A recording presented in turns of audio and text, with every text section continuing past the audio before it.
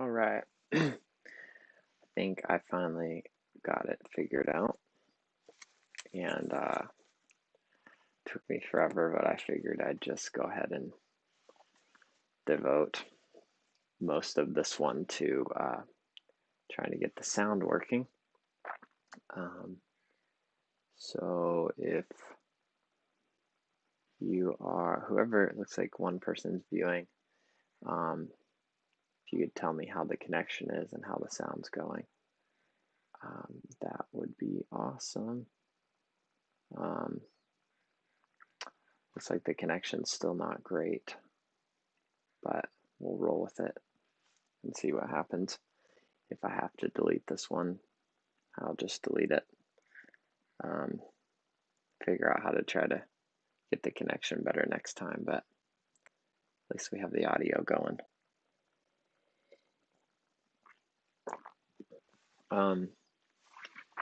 So if you missed the last one, I'm doing a little bit different of a format. Well, it looks like it's saying we have no data.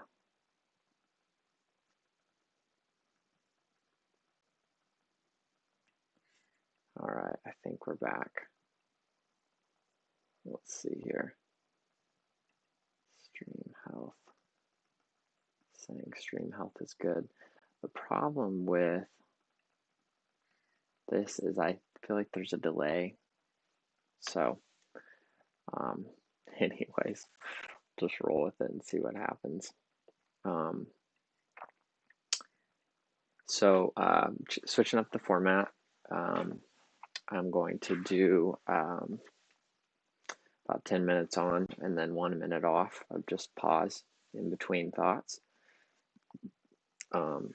And then I'll put some timestamps as to the topics and see how that goes. And yeah, we'll kind of go from there. If this is your first time viewing, I'm just, this is a space for me to explore different ideas and concepts and create kind of an online blog of my perspectives of different topics at 33 and doing it live to create an opportunity for engagement, live engagement. And so it's been really fun so far. It's more fun when all the technology works perfectly, but I haven't figured that out yet. So I haven't heard from anyone about how it's going. So I'm going to actually pull it up on my end and see what we're looking at here.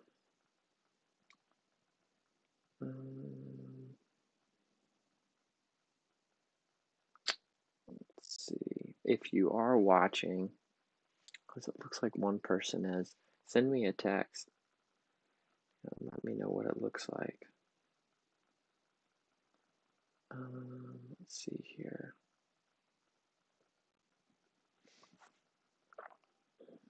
Okay.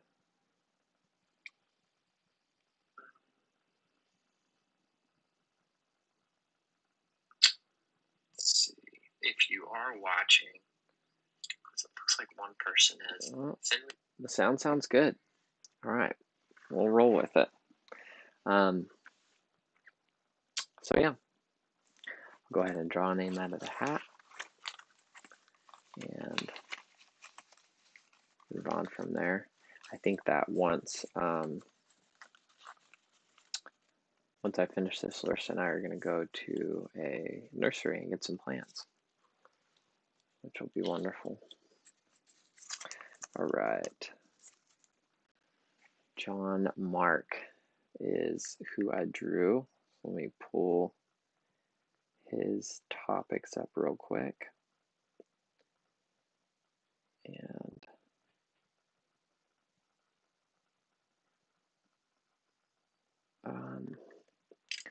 So thinking versus feeling. Another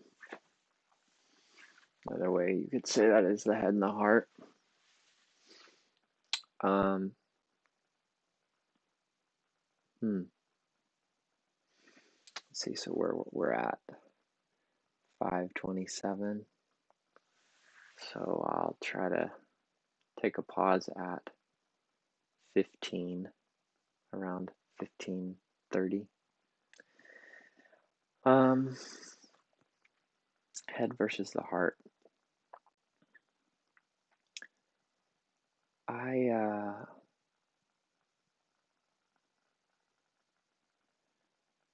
spend a lot of time trying to drop into my heart space for a good portion of my contemplative life. I would say it probably wasn't until the last year or so that I've felt like I've had a path to develop a healthy relationship with my head and have it engaged constructively with my heart. But in general, the way that I understand the head is, and when my energy is kind of up in my mental space, I'm typically perceiving reality or the world or my experience through my thinking mind, through filters, through mental filters. Some that I'm consciously aware of, and some that I'm not. And when I'm in here, when my energy is in here and I'm processing the world through here,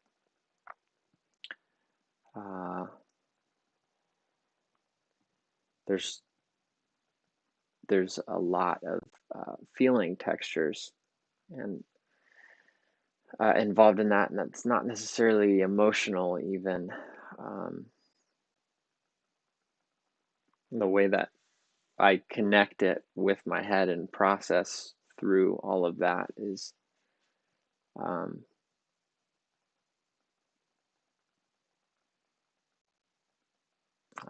it's hard to really put language to that process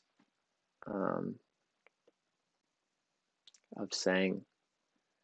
So, for example, if I was to go rafting down a river and I'm in the process of, I'm in the tube, I'm floating down the river. The feel of that would be the way that my feet feel in the water, which I could explain and express in a lot of different ways. The feel of it would be how it's kind of making me feel, what that vibe is. The feel would be how my even mind and my head feels while I'm in that experience. What kinds of, for sure, emotions are coming up. What's the energy of my body feel like?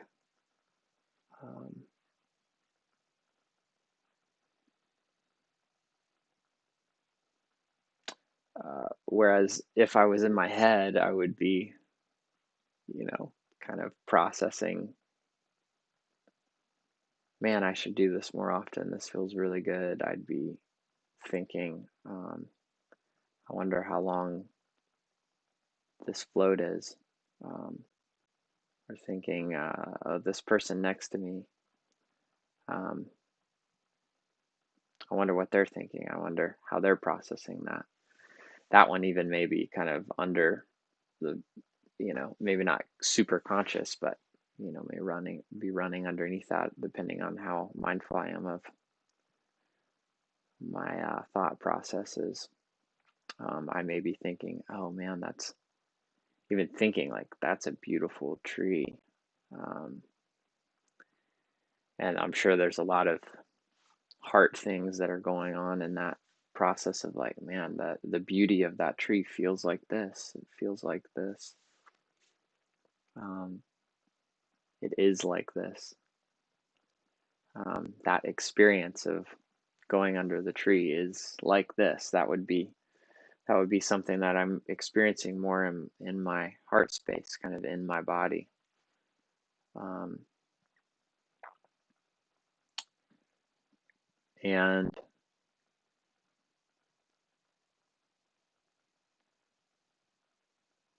yeah, so let's see where I'm at 11 minutes, and it looks like my connection cut out.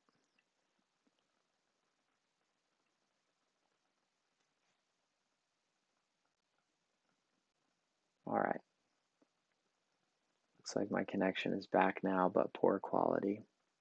I'm interested to see how delayed all of this is.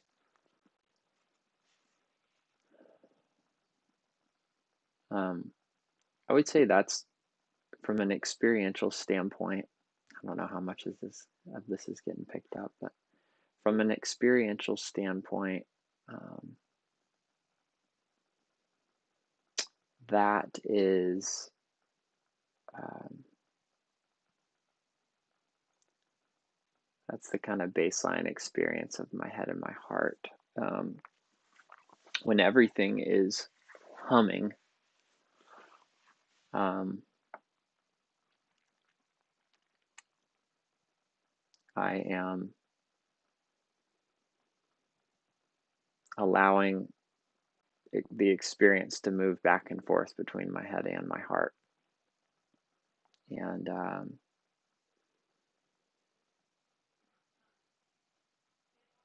I'm when I am in my thinking mind right now, I have developed a certain amount of skillfulness in uh, really asking questions about what's going on in my mind, and whether the thoughts that I'm thinking and the ways that I'm processing things are very skillful. And I don't, uh, when it comes to my heart and processing things in my heart, I don't put that kind of expectation there. In that more feeling space, I'm more interested in creating a safe environment for whatever experience is happening in that space to happen and to be with. Um, I think for me, one of the unhelpful, and I think this is a human experience, but one of the unhelpful elements of our relationship between the head and the heart is when the heart is experiencing a certain uh, experience, and the mind, for whatever reason, doesn't like that experience, um, and creates some kind of aversion, and is basically communicating to the heart that it's not a safe space to experience that. And the inverse can be, oh, that's interesting. Like, look at what's happening. I'm really, really sad. Um, and just creating some space for that emotional texture to be there. And I think when I'm in a healthy place, I'm not necessarily running with that uh, strong emotion, but I'm allowing it to show up and be present. And I'm curious about it. That's what's happening kind of in my mind, is more curiosity and yeah, just being with it, noticing what it feels like in my body, noticing maybe why it has arose, like the data cut out again. I'm wondering if the reason for the data cut out, oh, looks like we're back. I'm wondering if the reason for the data cutting out has to do with me changing the frame rate. But it may just be poor internet connection. Either way, I apologize. Yeah. So I'll go ahead and pause there for a minute. I think the data cut out anyways.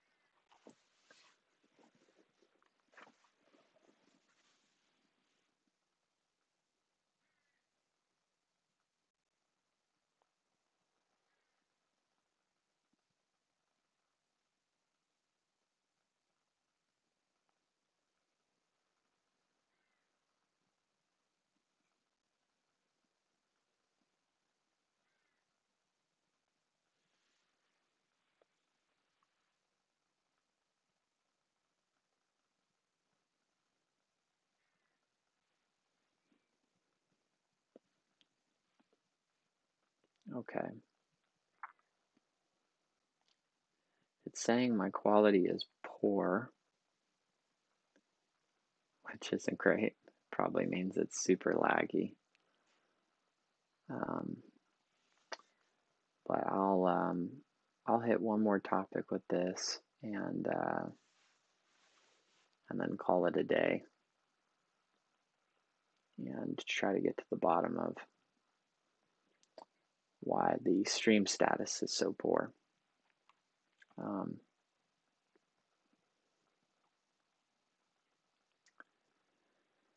So the other thing that kind of comes to mind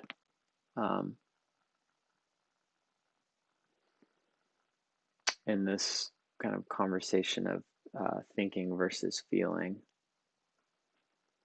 is what a lot of mystics have called dropping the mind into the heart. And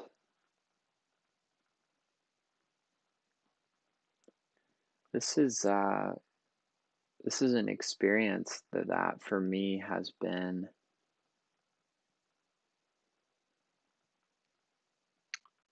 very, very challenging to put language to.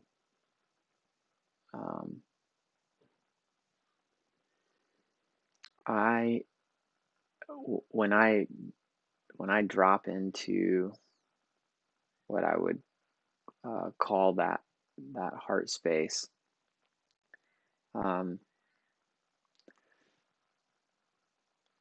best way I can communicate about it is a lot of things dissolve.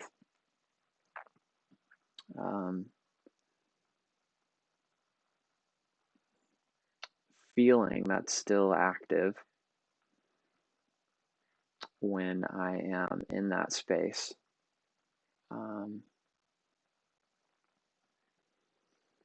But it's not the quality of feeling that I normally feel.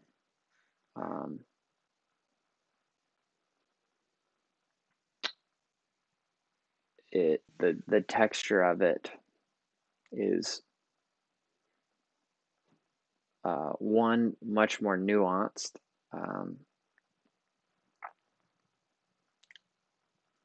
It's maybe I could say the volume is turned up on it, kind of feeling sensation.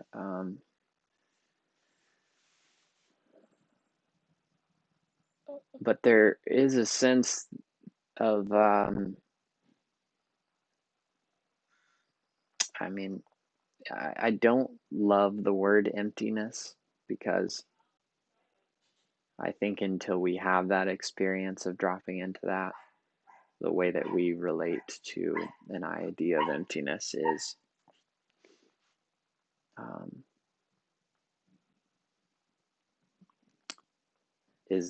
a sense of nothing. But maybe if we think of emptiness as a negative space on a canvas, that negative space is actually a really important component and a fullness that gives dimensionality and definition to the positive space. And even that metaphor doesn't give justice to the experience that Merton called the palace of nowhere, and the Buddha calls non-self or no self, and Christ called hidden, or I guess Paul called hidden in Christ with God. And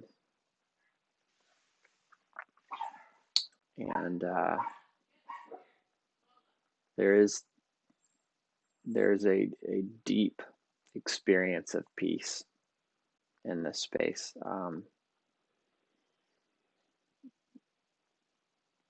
In some ways, there's a distilling of emotions. There does seem to be a really expansive platform for everything to kind of show up.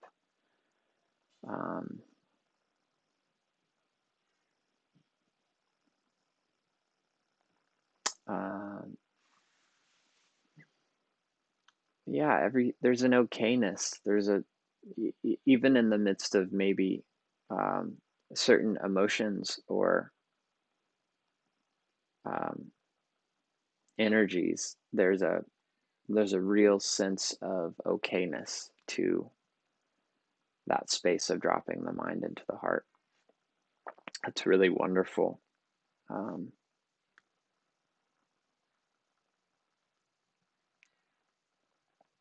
And I think there's a real also sensibility of possibility.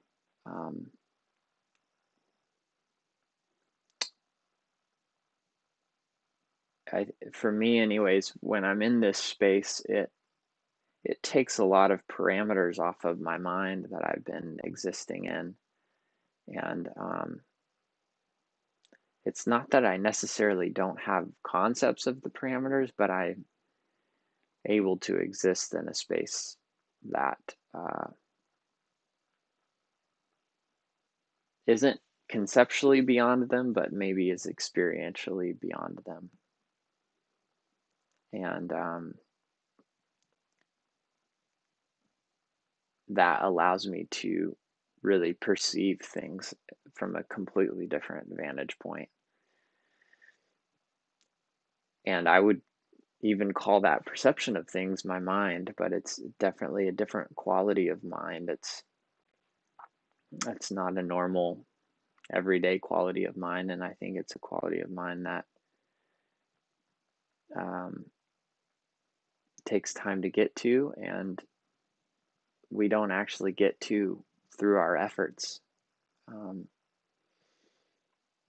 except for maybe the effort of posturing around these spaces when I've been able to drop the mind into the heart, they're through the kind of movement of surrender, and when even my body and mind get to a place of surrender is when I'm able to enter into these spaces. So I'll leave it at that. I think the whole time my connection has not been good or been non-existent, so I'll go ahead and exit the stream. But yeah, maybe I'll just delete this and start over tomorrow. Hope y'all have a beautiful day.